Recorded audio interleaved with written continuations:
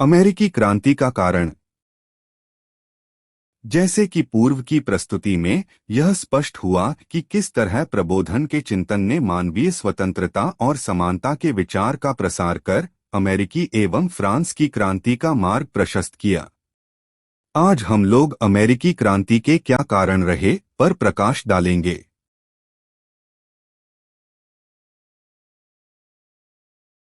अमेरिकी समाज में मौजूद स्वतंत्रता की चेतना। अमेरिकी समाज में स्वतंत्र चेतना मौजूद थी।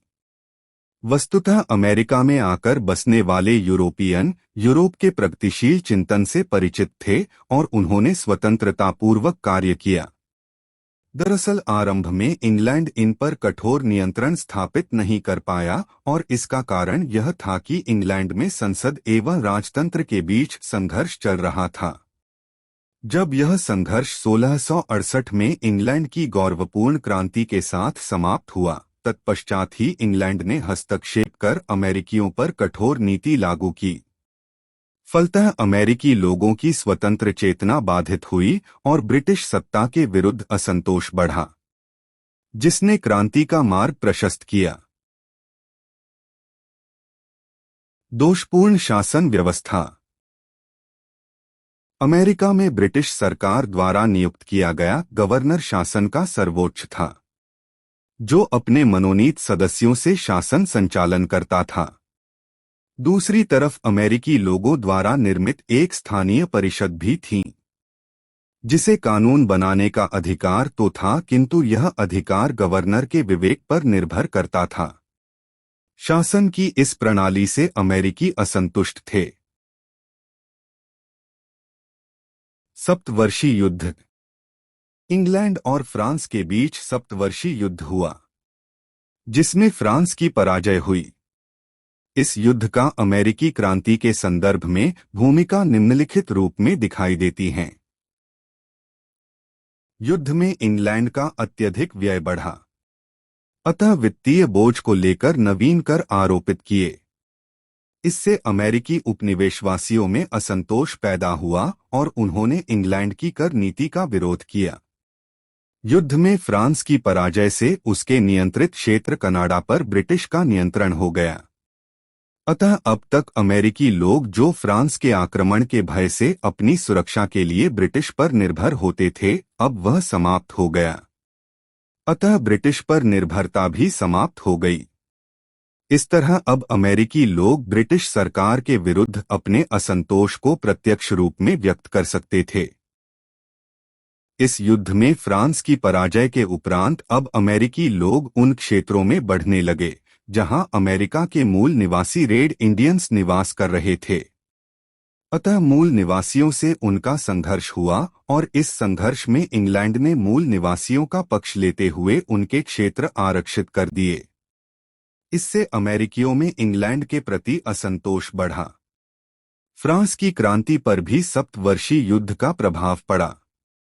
दरअसल युद्ध व्यय बढ़ने से फ्रांस आर्थिक दिवालियापन का शिकार हुआ और जनता की कठिनाइयां बढ़ी। अतः फ्रांस की जनता ने तत्कालीन निरंकुश राजतंत्र के विरुद्ध क्रांति की। औपनिवेशिक आर्थिक कानून। ब्रिटिश सरकार ने औपनिवेशिक सिद्धांत के तहत वणिकवादी नीति लागू करते हुए अमेरिकी उपनिवेश पर अनेक आर्थिक नियंत्रण लगाए। इस क्रम में निम्नलिखित कानून बनाए। नवपरिवहन कानून। इस कानून के अंतर्गत कहा गया कि ब्रिटेन और उसके उपनिवेश के जहाज ही अमेरिकी बंदरगाह पर जा सकते हैं। फलतः अमेरिकी बस्तियों के सभी आयात एवं निर्यात ब्रिटिश जहाजों द्वारा करना बाध्यकारी हो गया।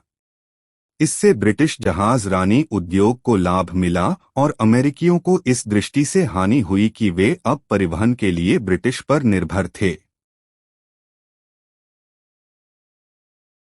औद्योगिक कानून। इसके तहत इंग्लैंड ने अमेरिका के उन औद्योगिक उद्यान पर प्रतिबंध लगा दिया जिसका निर्माण इंग्लैंड स्वयं करता था।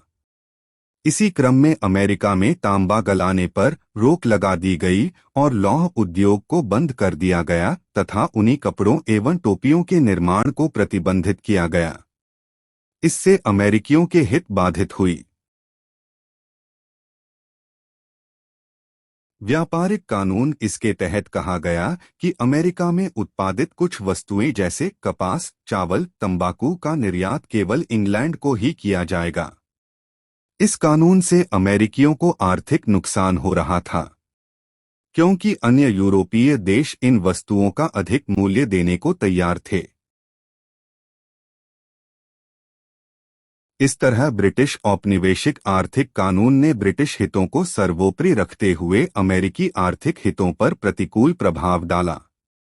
फलतः अमेरिकी बस्तियों के साथ इंग्लैंड के संबंध वणिकवादी आर्थिक सिद्धांतों पर आधारित थे, जिनके अनुसार उपनिवेश की समस्त आर्थिक गतिविधियां मातृदेश के अधीन होती है, जबकि प्रबोधनकालीन चिंतन से प्रेरित होकर अमेरिकी मुक्त व्यापार की चाहत रखते थे, अर्थात वे ब्रिटिश द्वारा नियंत्रित आर्थिक गतिविधियों के चलाए जाने के विरोधी थे।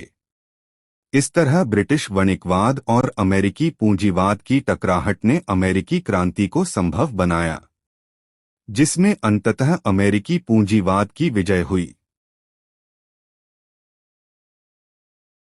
बौद्धिकों की भूमिका। James Otis, Thomas Paine, Benjamin Franklin जैसे विचारकों ने प्रबोधनकालीन चिंतन से प्रेरित होकर अमेरिकी समाज को जागृत किया, अर्थात उन्हें शोषण के स्वरूप से परिचित कराया और अपने अधिकारों के प्रेरित सचेत किया।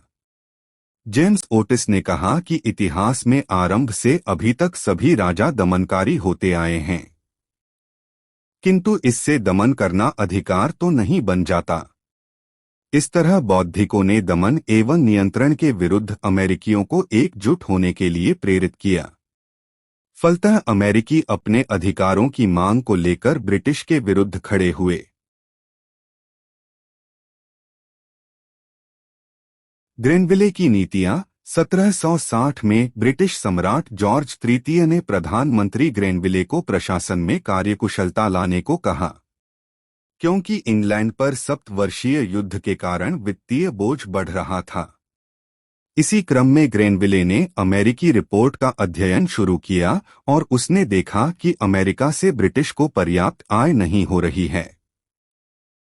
उसने वहां पुराने कर कानूनों को कठोरता से पालन करने पर बल दिया और तस्करी रोकने का प्रयास किया।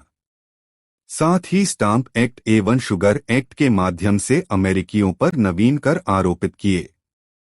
इसके तहत विभिन्न तरह के लेन देन पर कर लगाया गया, तो साथ ही चीनी के आयात पर कर लगाया गया।